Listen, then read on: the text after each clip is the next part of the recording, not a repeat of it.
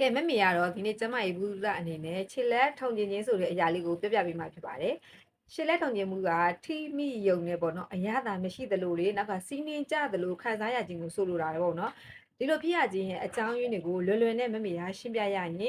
နံပါတ်1အချက်အနေနဲ့ပေါ့နော်တွေးလည်ပတ်မှုတွေမကောင်းတာကြာထိုင်ရတဲ့အခါမှာခြေထောက်ပေါ်တွေကိုဖိထားတာကြောင့်ပေါ့နော်တွေးလည်ပတ်မှုတွေကလည်းပိတ်ဆို့သွားနိုင်တယ်။နံပါတ်2အချက်နေရတော့မမေတို့အာယုံကြောတွေကိုထိမိတာတွေပျက်စီးတာတွေပေါ့နော်သူကလယ်ပင်တွေခါးရိုးတွေအာယုံကြောတွေကိုလည်းထိမိနေရင်လက်တွေခြေတွေရတယ်ထုံကျင်လာနိုင်တယ်နံပါတ်3ချက်နေရတော့မမေတို့စီးချိုယောဂသမားတွေစီးချိုရှိတဲ့သူတွေမှာအာယုံကြောတွေပျက်စီးမှုကြောင့်ခြေလက်ထုံကျင်မှုတွေလည်းဖြစ်တတ်ပါတယ်နံပါတ်4ချက်နေရတော့မမေတို့ဗီတာမင် B ချို့တဲ့တာပေါ့နော်အထူးသဖြင့်ဗီတာမင် B1 B6 B12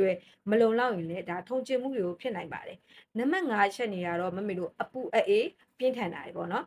အေးလွန်သွားလို့ရှိရင်လည်းတွေးလက်ပတ်မှုတွေကယော့ပြီးတော့ထုံကျင်တတ်ပါတယ်နံပါတ်6ချက်နေရတော့မမေတို့စိတ်ဖိစီးမှုတွေပင်မနွမ်းနယ်မှုတွေပေါ့နော်စိတ်ဖိစီးမှုတွေများလွန်းရင်လည်း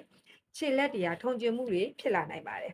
အဲ့ဒါကြောင့်မို့လို့ဘာလို့တင်လဲဆိုတာကိုတော့နောက်ဗီဒီယိုလေးမှာပြန်လည်ပြီးတော့တွေ့ဆုံကြပါမယ်ရှင်